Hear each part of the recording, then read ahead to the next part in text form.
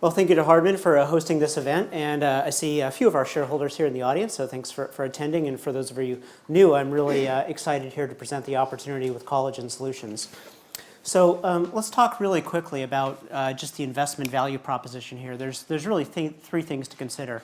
First of all, as was alluded to, the market for biomaterials is high growth and sustainable, and it's driven by some natural underlying drivers in terms of demographics, innovation within materials, and it goes across a number of segments. So this is not a single medical device segment, it's multiple segments within medical device. In particular, Collagen Solution is very well positioned for growth. We do have multiple growth initiatives, so it's not a single study that has to come out good or bad, or it's not a single market that has to come out good or bad. We've been placing the seeds of the last 3 to 4 years, and very happy to see on the cusp a number of those investments being realized. And then finally, you can't do this without a team. I'm proud to say we've got a phenomenal team that we've put together for Collagen Solutions. We have experience, many of us within decades of experience in medical device, and we've also had experience in biomaterials, and many of us have been in the smaller company environment transitioning into bigger companies through acquisition, and been able to create value for our shareholders across a number of investments. So we do have a track record of making this work.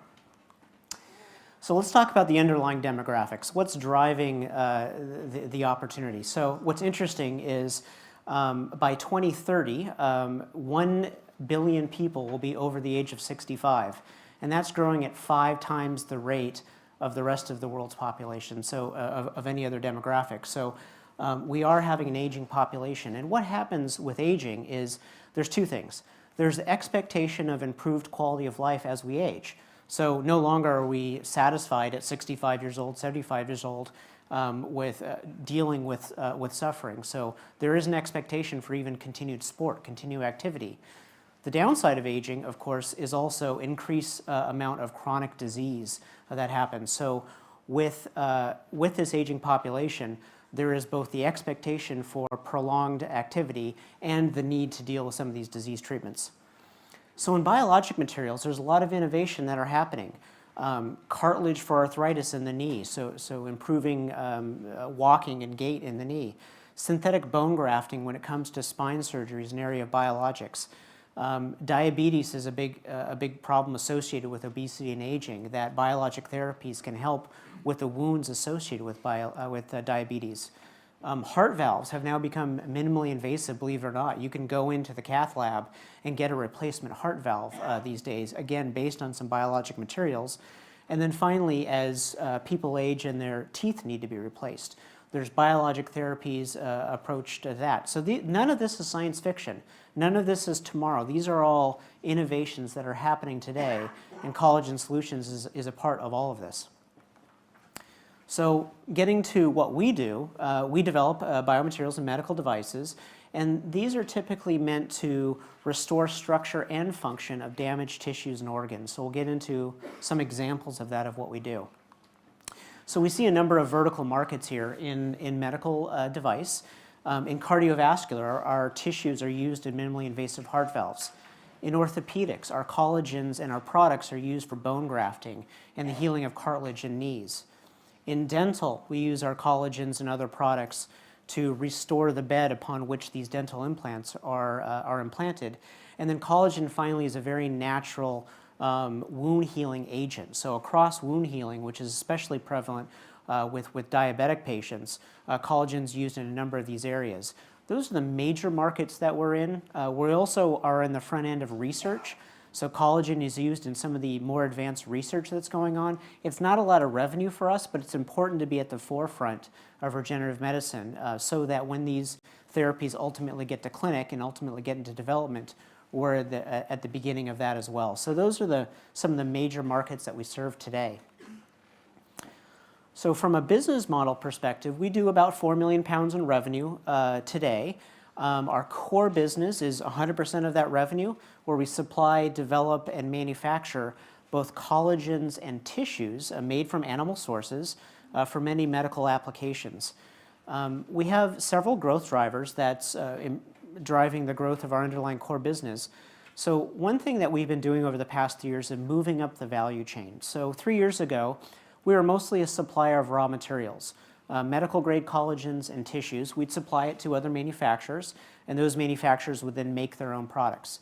What's happened is we've been moving up the value chain where we're actually now developing products for these companies using our raw materials and in fact making some of our own products. What that translates into is where before we might have captured 2 to 5% of the average selling price of a medical device, now moving into development and ultimately contract manufacturing, it's more like 30 to 40% of the average selling price. So that has been happening over the past few years, especially this year, where we really see the step change. We've also been broadening our offering of tissue products, again, from very simple one product company to multiple species and multiple types of tissues for medical device companies. And then finally, 3 years ago, we started an initiative to build a sales organization so we can expand geographically. So we now have business development professionals in the United States, in Europe, and in Asia to go deeper into those markets. And those are all our key drivers that's been growing our core business. Now, on top of that core business, what we can do is we can leverage the expertise and the contacts we have to develop some of our proprietary products. And these are products that we will take all the way through the regulatory approval process, getting feedback from surgeons and some of our partners in industry. And our first lead product is nearing launch, and that's a product that I'll get into a little bit more, but it's a scaffold to regenerate the cartilage in a damaged knee, and that's really a game-changing product for us, and indeed we believe the industry. So that's our business model. Core business with, on top of that, new products that are coming out. Here's been a little bit of our history of our revenue trend. We've been growing nicely over the last several years. Last year, we also had a challenging year that we had to recover from. A couple of customers had some challenges with either funding or their own product that they had to step back. We believe nearly all of that will come back in the future. But even with those challenges, we ended up growing in the first half of this year. Our fiscal year ends on March 31st. So we reported out in December, we reported out our first 6 months of this year. And despite some significant customer challenges, we grew by 13%. In fact, with one customer that will come back, we believe in the future, if you take that one customer out, we grew by 55%. So we've really been growing the baseline of the business. One leading metric is the number of new customers that we onboard every 6-month period. We onboarded 9 new customer contracts in the first 6 months, and that was a record for the company. So we're really seeing the momentum coming through in terms of customer growth. We've been growing in China, so we did an initiative. We had a couple of challenges early on to figure out the right path. We believe we found some good opportunities. 2 new distributors, and we've started to realize our first sales in China. And then our tissue business has been taking off with 4 of the new customers coming through there. And then finally, in terms of moving up the value chain, moving from raw materials to development and then contract manufacturing, 50% of our revenue this year is coming from development contracts that then translates into contract manufacturing once those products are approved. And that's up from, say, 5 to 10% from years past. So we've really significantly changed the mix, and we've been moving up the value chain in our core business. So we're quite pleased with the first 6 months of the year, and we'll be reporting out our full year revenue after March 31st, likely in the early April timeframe with a top line unaudited number. So that's a bit of our core business of what we do, and now I want to focus a little bit on our first proprietary product that's coming out, which is called ContraMimetic. So this is for disease of cartilage in the knee. If you know people have painful knees, the cartilage gets worn down, this is one of the therapies and treatments to intervene and we believe prevent some of the spread of the disease over time. It's an arthroscopic procedure, and that's what's known over here in Europe as a keyhole procedure. 2 very small incisions, maybe 3, with a camera and some instruments. It comes in a complete kit, as you see there. And what's interesting is it's not only cost effective, but it's going to be backed by 8 years of long-term follow-up data. So this is almost unheard of, is to be able to launch a product with this type of data behind it. And we're very excited about the data that we see. So we'll talk a little bit about what happens to a knee as it ages. So you start there on the left with a healthy, pristine knee. It's very shiny, white surface that takes the loads of walking, running, jumping, etc. And then either just because of wear and tear, because of age, or perhaps an injury, you start with a small defect. Now that defect can grow over time into late osteoarthritis, where the bulk of your knee is damaged, and then you have to go to a metal and plastic knee. So that's the end stage of arthritis, potentially to even have to be revised down the road. So what we'd like to do is intervene in this area before we have to get to that total knee progression, or at least to prevent and delay that progression, which will save the healthcare system billions of dollars over time. So again, we're at that that early stage where currently there's about 1 million cartilage procedures worldwide performed to address this problem. And frankly, many of those procedures don't work very well in the long term. They're not sustainable. We believe we can address about 1/3 of those on a global basis through our technology, and that's going to be the earlier stage cartilage defects. So what makes us different with this product, and how is it going to be effective? It's hitting that sweet spot of, can we be cost effective? Can we show long-term durability of the data? And it's just human nature. Is it easy to use for the surgeon? Because if it's a big learning technique, it's going to limit, hurdle, it's going to limit adoption. So we've developed a therapy that we believe is going to be about 10% of the cost of some of the more expensive cell-based therapies that do work fairly well, but they're very costly and they're very time-consuming and difficult to do. We're going to show we have shown 8-year long-term follow-up data that shows the efficacy. And then finally, it's exactly in the current technique that the surgeons know how to use today, and it really doesn't add any time to the surgical operation of the techniques that we're doing today. So we think this is going to hit the sweet spot of all 3 of those areas. So cost-effective, easy to prove, that's just math. Ease of use is very similar to the procedure today. So let's talk about the durability and how can we prove that. So this was the subject of a very long-term clinical trial that we were fortunate enough to get some of the early patients back, and we were able to image them and get the functional data from 15 of the 17 original patients. The first thing we looked about is, does our scaffold, which is our product, refill acceptably the bone and the cartilage in the defect that we've created? Current standards of care is maybe 50 to 70% of the defect being filled. Here we saw 95% of the defect being filled, and those are the individual patients, so they're very consistent. It's not like we had a few anomalies, so we're very happy with the fill. So we know we can fill the cartilage, but will it last? And there's 2 ways to know if it lasts. One is you get the clinical scores, but the other one is you can image it, and with new techniques, we can tell if we're regrowing scar tissue, which is why some of the current therapies don't last very long, or are we actually regenerating normal native cartilage. And from this next part of the study, we were able to image that. And so it's a bit technical, but what you'll see here is an 8-year time period. The blue is chondromimetic. It's the signal that measures normal cartilage, and the green is what a normal cartilage signal looks like. Now, we looked at the first few weeks, we looked at 3 months, and we looked at 6 months, and those are the early time points on the right, and we saw very rapidly converging to normal native cartilage. And then we looked 8 years later, and the statisticians and the data could tell absolutely no difference between normal native hyaline cartilage and on this test, and then our regenerative scaffold. So we were absolutely amazed by this data. We thought it was going to be close, but this is statistically indistinguishable. In fact, the error bars, you can't even see them. So we're very, very happy with how this came out from a regenerative process.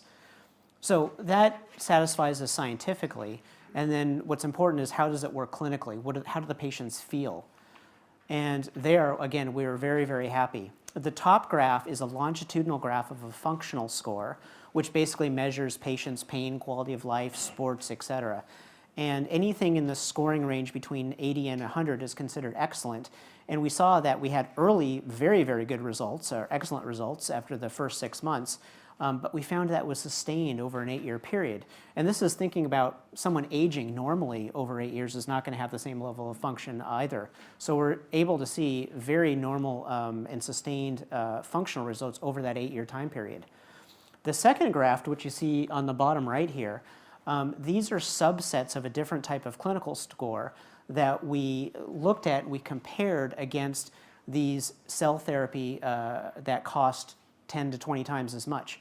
And what we found is, on every measure, the symptoms, the pain, the quality of life, the activities of daily living, the return to sport, we were equal to, if not better, these products that cost 10 times as much. So we think not only do we have a very good argument on an absolute basis, but relative cost to the healthcare system, we can show some very good results in these early stages that you don't need to spend as much on the cell therapies, and it's much easier for the surgeon to do. So we're very excited about this product. So we need to launch it. Sorry. About 2 minutes. 2 minutes, that's all I need. So our next step, first we're going to launch it in Europe, and then we're going to follow on very quickly in Asia. The US will be a little bit longer of a clinical trial, so we'll have to find a partner for that. We've submitted for the CE mark. We're simply waiting for approval. That they've started the review as of early January. We have not heard back yet. We're hopeful to hear back very soon. We've already signed up distributors ahead of the CE mark, so there's a lot of excitement around that. We've got our key early distributors identified in Europe, and in fact, we've also started to license this in Asia. So in Indonesia and Malaysia and in South Korea, we've started the process there. As soon as that's available, we'll be beginning our first surgeries with our key opinion leaders, and then we'll be launching the product both in Europe and Asia. So just in conclusion, our catalysts, our news flow, if you will, over the coming months and next year, we'll be continuing to grow the core business as we get new agreements. We have a very healthy deal pipeline. We have milestones upcoming from our existing development projects. Some of our customers' products are about to launch, which will pull through on our supply side, and then we see acceleration in our tissue business coming through. We'll be launching ConjureMometic as soon as we get the CE mark with first limited user release, and then expanding our distribution from there. And then finally, it's important to invest in the future. So we have a pipeline of products behind that. And in fact, just recently we announced 1.5 million pounds of support on a matching grant, 40% matching grant from the Scottish Government, since we're headquartered in Scotland, to continue to fund our R&D and our innovation.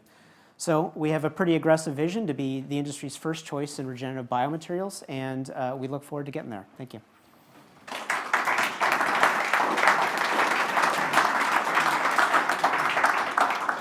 Jamal, thank you for that. Are there any questions in the audience? There's a question over here. Just a little one I should probably ask the previous speaker as well. Do you expect any issues around Brexit with regard to your sales into Europe, or are life science products exempt from that? The short answer is we don't expect a major impact right now. Our notified body is Dutch anyway. Our distributors are going to be set up there. There's probably going to be some incremental costs and inefficiencies that would happen. I don't think that's really unique to our industry. And the regulatory environment, we believe, is going to stay fairly consistent. Down the road, who knows? So far, all the analysts are saying it should be business as usual. But we do keep a watchful eye open in case any of that starts changes. But whatever happens to us, I think, is going to impact the industry overall. But so far, what we've heard is from a regulatory environment should be business as usual. We do expect some inefficiencies in terms of potential extra inventory to be staged in certain areas, especially in the short term and uncertainty. Thank you. Is there a second question from the audience? There's one there.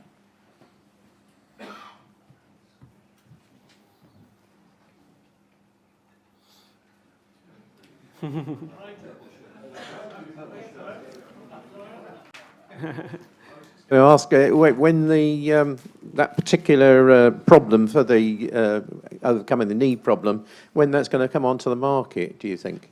So it could be weeks and it could be a few months. We're not exactly sure. It's certainly not years. The process for getting approvals, we submit all the data to our notified body to get the CE mark. They then have a chance to answer or to ask us questions that we have to answer, or they just approve it. Typically, we would expect 1 or 2 rounds of questions. Each round could be 4 to 6 weeks. We haven't received our first round of questions yet, so it's a bit of a waiting game, but it could be weeks or a few months. That's our best guess right now. Okay, and I think there's a final... Then how would that get into surgery? That would take time to do that as well, wouldn't it? No, it's fairly quick following the approval because of our distribution network. Oh, right. Okay, I think there's another final question at the back. Donald.